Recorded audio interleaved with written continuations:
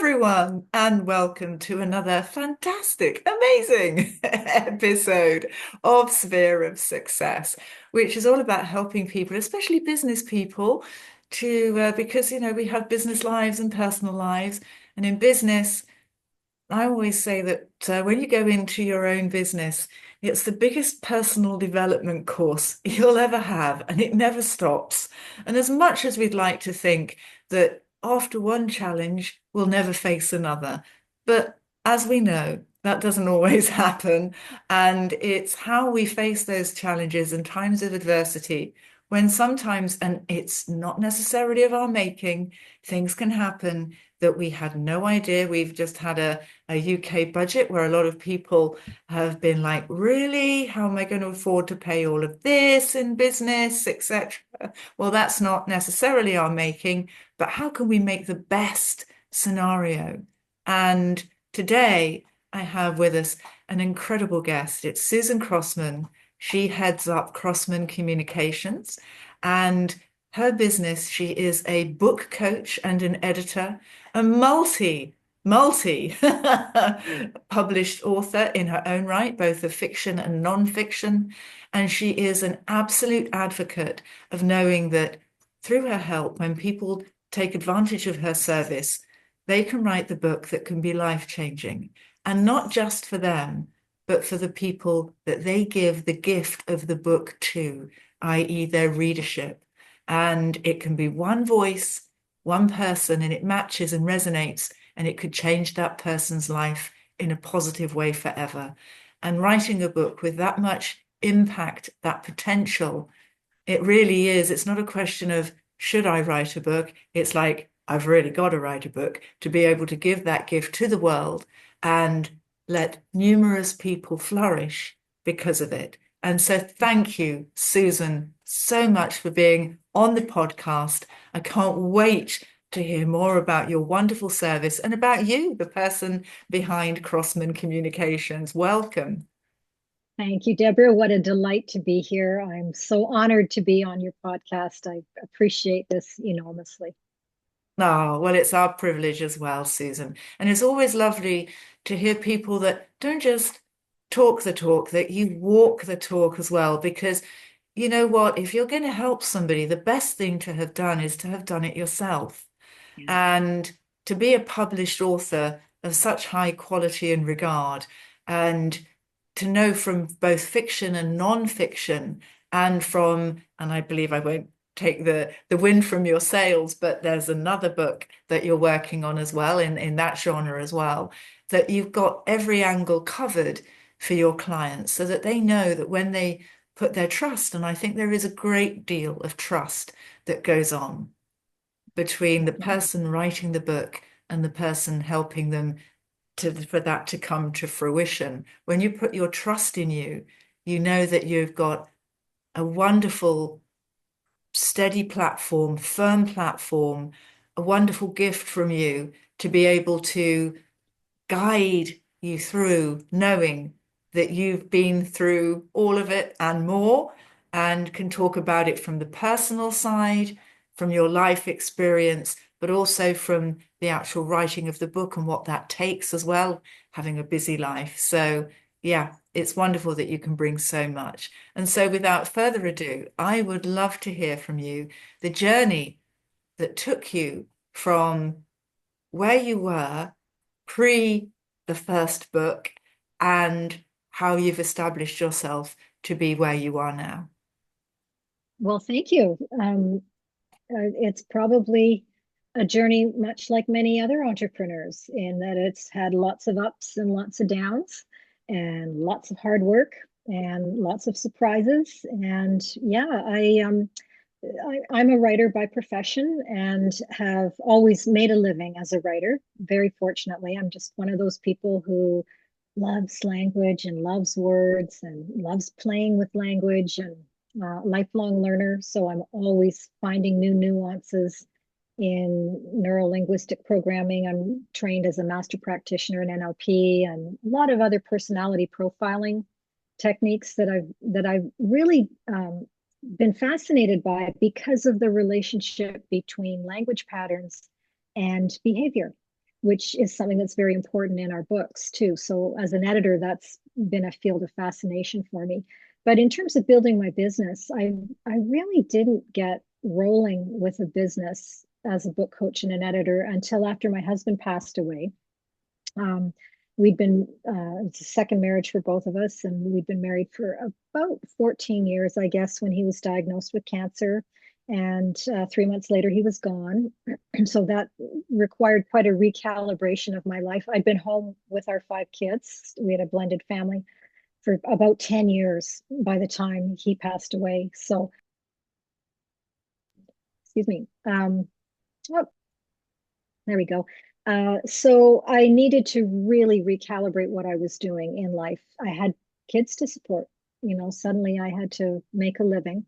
And I had been a freelance copywriter, marketing copywriter for a long time prior to stepping out of the workforce to be a mom. And so that's what I went back to. But this little thing called the internet had happened while I was home with my children, and I had a very steep learning curve regarding social media marketing had arrived. There was search engine optimization, which I knew nothing about. I really didn't know how to be a writer providing marketing services in this kind of this wild new world. And by the way, if anybody is in that circumstance themselves today, I think it's probably wise to remember that things are always going to be changing, and we're always going to be needing to learn about the new changes. Today we have AI that's really impacted the world of writing and business. And so, I think having my own personality is about being a lifelong learner anyway, which really served me in terms of building my business. But knowing that how much of a canyon I had to climb out of when I needed to get back into the workforce, I have been very alert to opportunities to learn about what's coming next too. So it's really served me very well.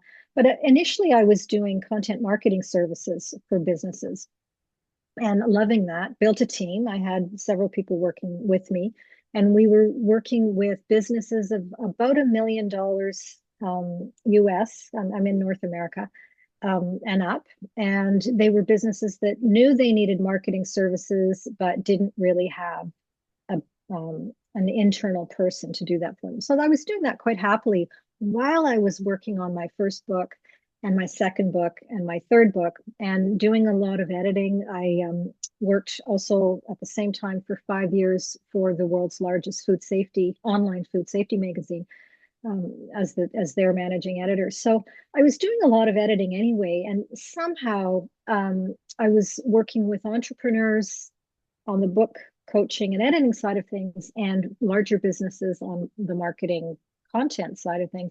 And I just got to a point where, it was too hard to market my services to such very different clientele. And I had to make a decision. And that's about 7 or 8 years ago. I just decided, you know what? I love books. I love working with authors. And so since then, I've only worked as a book coach and an editor. So Thank you, that's the because journey. yeah, and that in itself, I think, expresses and resonates with a lot of people how one is agile in one's thinking and also driving to where the deepest passion is within you, so that work isn't arduous. Work is something which inspires and energizes and enthuses and gives us a knowledge that we're contributing to the greater good of the world. I'd like you to go into that a little bit more detail because these are big things. You built a team with you, whether it's the marketing side of things, and then you realize that actually this wasn't something that you wish to pursue. Can you take us through a little about the emotions that you were facing then at that time? Because we always make the bridge, oh, and then I did something else. But at that time, there's often quite turbulent things that are going on. And I'd like you, as this is about adversity and challenge, how you took that, worked with it, and moved forward.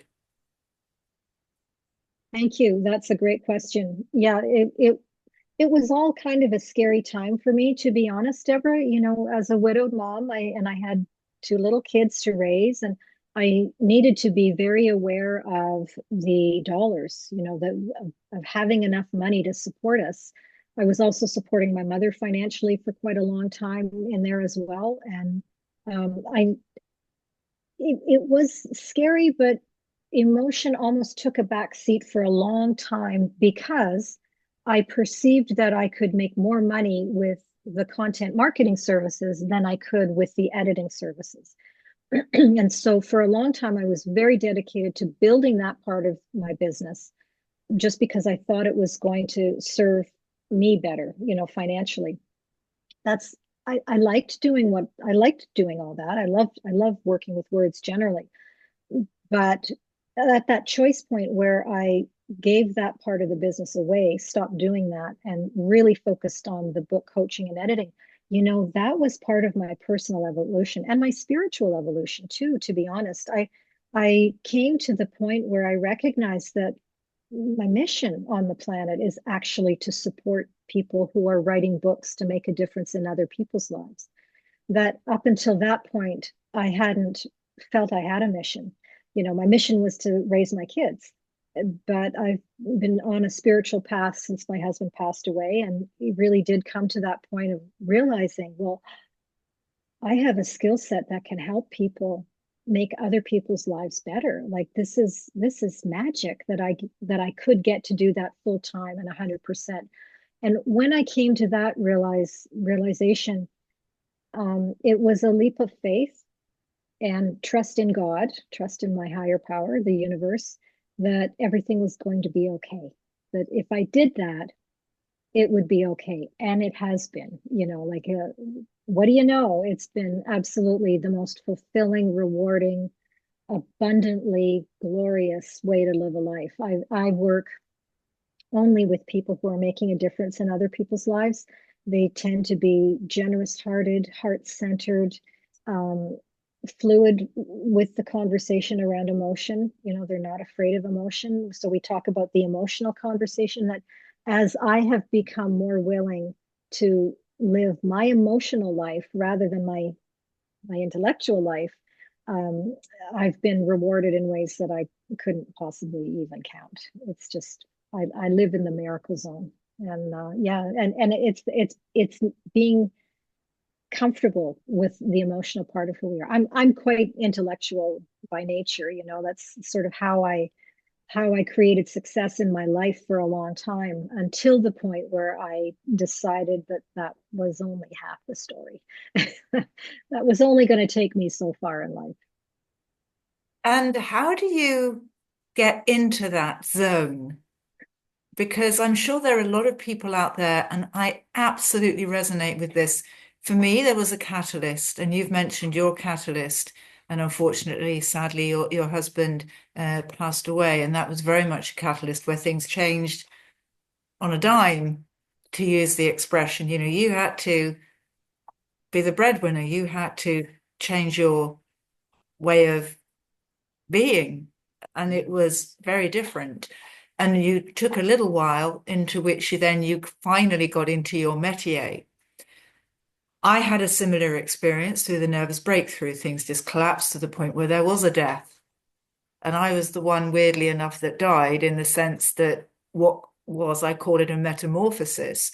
I went in a caterpillar and came out a butterfly. So the old me died, and I still have the same body, as it were, but I changed very much through that nervous breakthrough. And that was very challenging.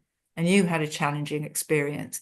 For somebody that's going through that period of transformation or metamorphosis, what words can you give to them that would help them see that actually this could be the beginning rather than the end? Yeah. Well, gee, I don't know where I would start with that, to be honest. When my husband passed away, it didn't feel like a gift. It was painful. It was traumatic. It was shocking. It was impossible. I didn't have any tools, or I didn't think I had any tools to deal effectively with it. I felt alone. I understand the tsunami of emotion that goes along with a difficult situation. You don't know how you're going to pick yourself up and carry on. And I think the one thing to do is just keep putting one foot in front of the other and look for the next best feeling. The next best feeling. I felt terrible for a long time. Food tasted like cardboard. I couldn't eat. All of those things happen. And just in the act of putting one foot in front of the other and just doing what there was to do, um, that helped me resurrect myself, pick myself up off the ground. And I had the benefit of having children because my kids needed me. And I didn't have the luxury of sitting around feeling sorry for myself. I had stuff to do and look after them and look out for their needs. And that was a real saving grace for me. Not everybody has kids to look after when they go through these difficult things. And so maybe the idea is to look at yourself as your own child, is that child within needs love and needs support. So give that child the best you have to give. And it may not be very great in the beginning, but the more we can nurture ourselves as we're going through these difficult situations, I think the easier that evolution will be into that next version of who we are.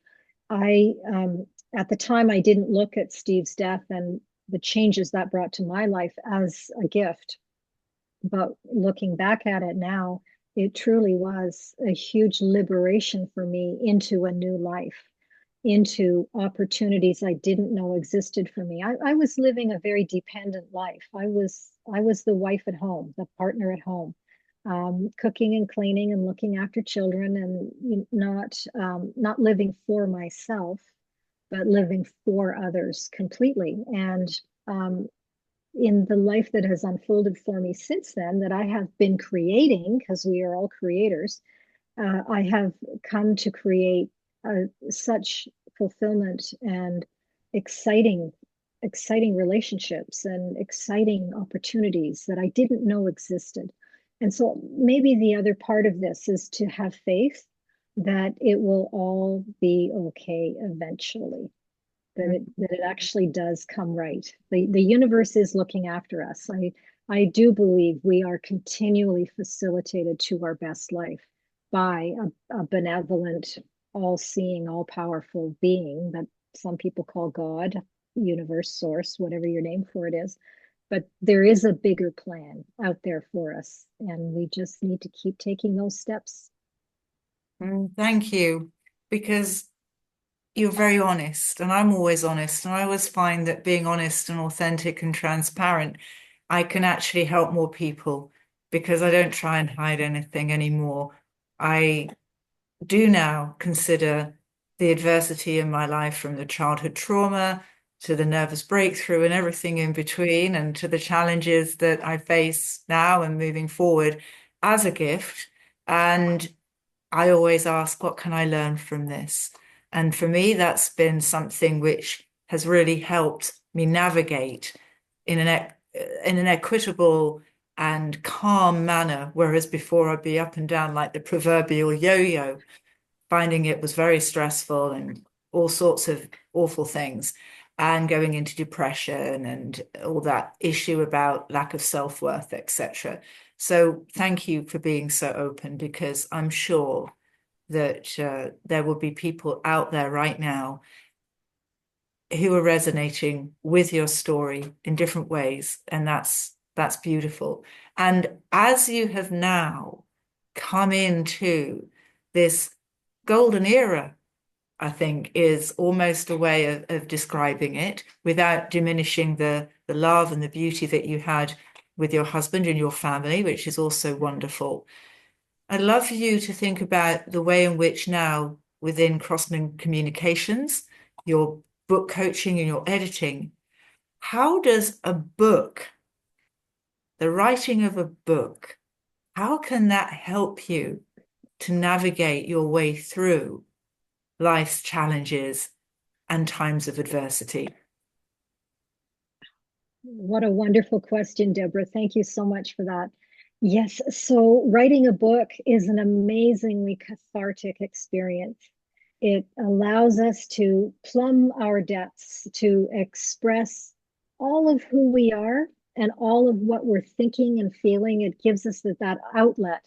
There is a difference between writing a journal and writing a book, which I will caution people a little bit. Sometimes I work with people who say, well, I've been keeping a journal for 20 years and I want to turn my journals into a book. And sometimes that doesn't work very well because the journal we're writing only for ourselves. A book you're writing for yourself, yes, and you're writing for your readers. You really want to make sure that your readers are the recipient of your wisdom, so that what you're sharing in that book is going to benefit them. It's not just stream of consciousness. Let's put it all on a page. It's like there needs to be some strategy around what you're sharing in a book so that it serves your readers and so it serves your goals as well. But the writing I found with my books, so I've written 5 fiction and nonfiction so far, working on, as you mentioned, number 6. Um, but every time I sit down to write a book, and I see this with my clients too, there are surprises that somehow in the act of putting to paper how we're thinking and feeling, it helps us process that information, that internal life, and come to new conclusions about our life that we didn't suspect were there quite often. That it's such a brilliant way to evolve our thinking and evolve our feeling, but also evolve our wisdom and our brilliance and share that with other people. So there are a lot of surprises that come through the writing of a book that help us feel even better about ourselves. That just even that process of working on a book helps us to discover more of the grace we have within us that we can put to use for other people. So, from a self-esteem project perspective, writing a book is a wonderful way to improve our self-esteem. And even I work with people who are pretty accomplished too. They're very successful with their businesses. Usually by the time they've thought about, okay, now it's time for the book. I want to have bigger stages perhaps, or do more speaking or whatever it is. And we know that the book is a portal to a bigger stage in life generally. But so by the time people are there, they feel pretty good about what they've built. But there are always more pieces of self-esteem that drop in through the process of writing a book. So it can be a really magical experience for people. And you've touched upon, and thank you, the commercial element of writing a book. How does a book help you to make more money? Oh, yes, it's amazing. Um, Typically, we don't make a lot of money from book sales. There is a myth out there that I'm going to become a published author and become famous and I'll be rich. And I'm traditionally published. So there are 4 different publishing models out there right now to choose from. Traditional publishing is the one we think of when we think of getting published. And it's the oldest form of publication. Um, I get $2 for every book that sells as a traditionally published author. So for me to retire on that, I would need to sell hundreds of thousands of copies of my books, which is doable. People do that, but it takes a lot of marketing energy and strategy to leverage that. And to be honest, it's more worth it for me to market my business than it is to market my books. People who are self-published, their profit margin is generally more $6 to $8 that they're getting per copy, which is still, you have to sell a lot of books to make that worthwhile. So we have to accept, first of all, that for most people, they're not going to become wealthy just from book sales. The book sale is a key though, because what we can do is craft the book, particularly a nonfiction book, in a way that leads people to our businesses. So I work mostly with entrepreneurs, and there are certain strategies in the writing of the book that, first of all, position the author as the authority they really are, but also invite people into a deeper relationship through the business. Come back to my website, get this free resource on my website, for example. Come and hear me speak, hire me to speak. There are lots of different calls to action we can put in the book. but also we can leverage the book for that. The kind of the holy grail for a lot of authors is to have more speaking gigs. You can make a lot of money as a paid speaker, and some people want those, paid speaking gigs. I have one colleague who teaches people how to do this, and for her, minimum wage for a speaker is 150,000 US dollars a year. Like if you're not making 150,000 US, and I'm so sorry, I don't know the equivalent in British pounds, but it's a sizable amount of money. Then why are you bothering? Like this is certainly doable. We can organize you to do it. So that's not a bad income for most people. And if that's the minimum wage, then why not 500,000? Why not $750,000 as a paid speaker? So there's a lot of money that can be made as a paid speaker, but also as an entrepreneur, it's a wonderful way to leveraging the book is a wonderful way to just get more speaking generally. So you raise your visibility in your niche. And so people who need what you are offering can find you and hire you. So it's kind of the Coles Notes version. I mean, there are also, I have a client who speaks at a lot of national conferences and international conferences. And as part of her contract, she requires the organization to buy one copy of her book for everyone who attends the organization. Now, she self publishes through a private printer for a couple of dollars per copy and then charges the organization $25 per copy. So she's making a $23 profit margin for every book that sells times 250 people. Now we've got a revenue stream for the speaking and for the book sales. So there are lots of things that you can do. It's actually quite fun to leverage the book for money. Yeah, because a lot of they say necessity is the mother of invention. And when we go through challenges in life, often there's around the financial element and it has an impact on that. And some people, and this is why I set up my training for podcasting for publicity and profit, is the more we can be seen in a way, good, bad, or other, it's not necessarily the person that is the best at what they do, is the person that's the best known for what they do, that gets the branding, that gets the eyeballs, that gets the people that go, yeah, that makes sense. I know this person. If you keep yourself the best kept secret, well, that's not going to bring a lot of distribution to you. So, yeah, I completely resonate.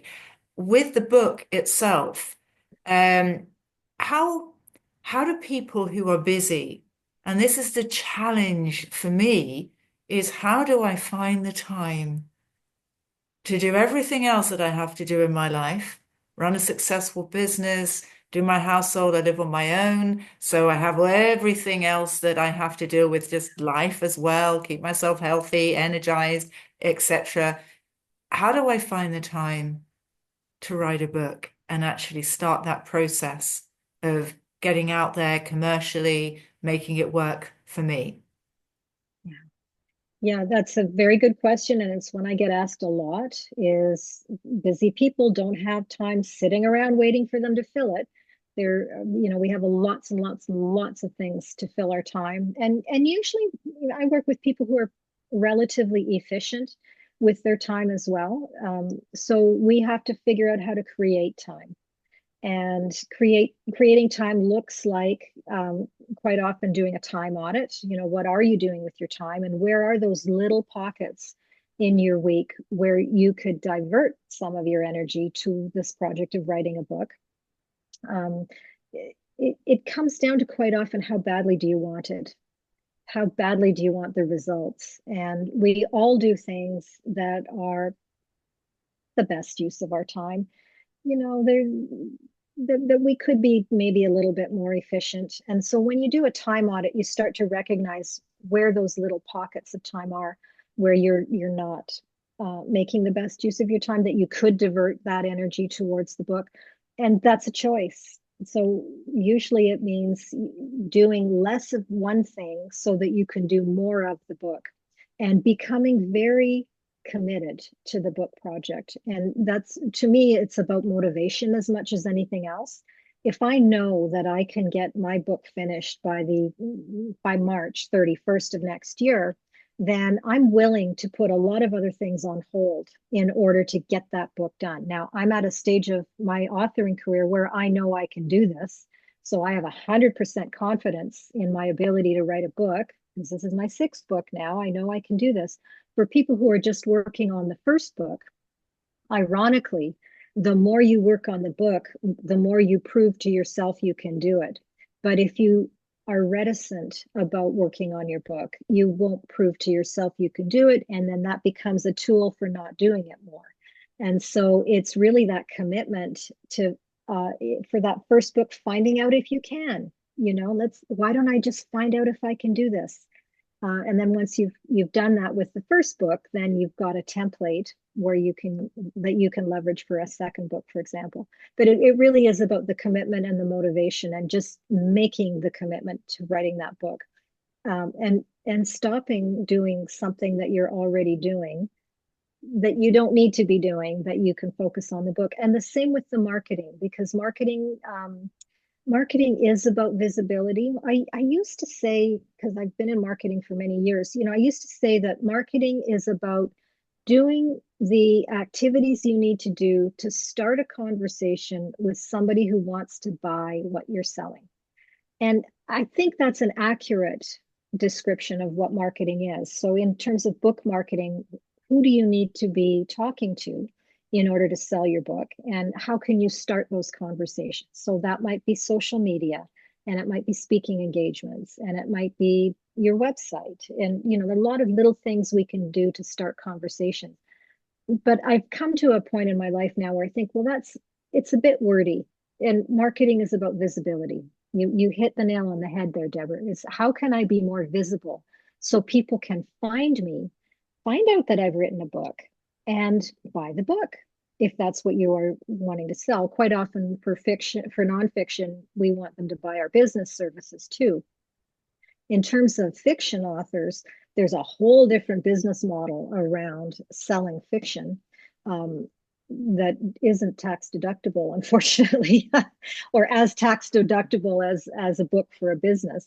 A book can be considered a marketing expense for your business, whereas if you're writing fiction and you're running a business, it's less of a direct line to a business deduction for most accountants to make. So but yeah, so that visibility is that key part of um, selling the books. But again, it's about how committed are you to making this happen, and you've got to be 100% committed, or you won't spend the time.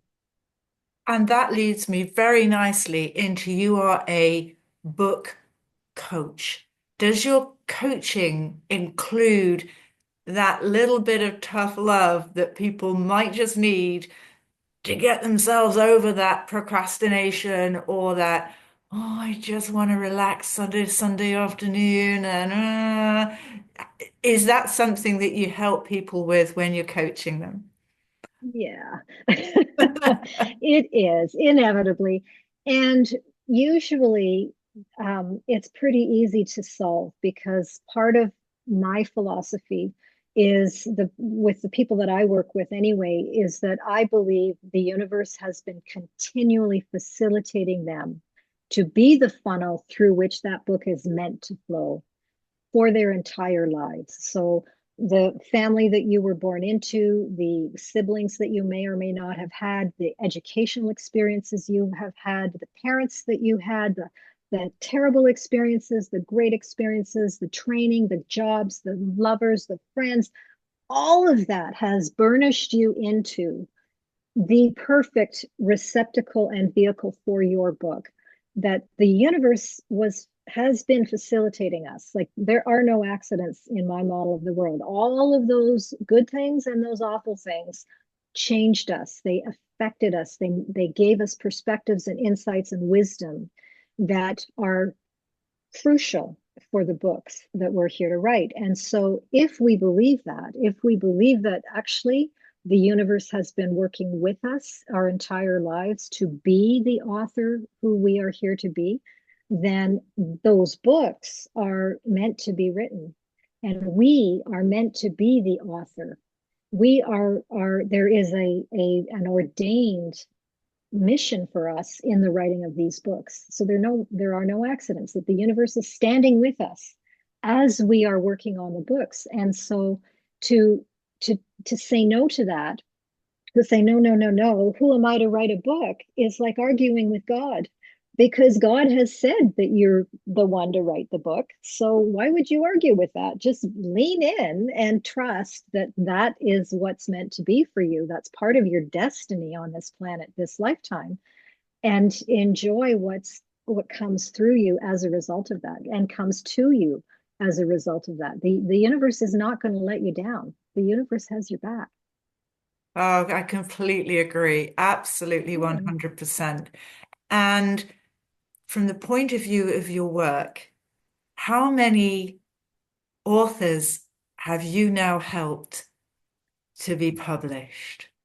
Mm, that's a good question. I work with anywhere between 50 and 70 people a year. So it's hundreds now. I've never counted, to be honest.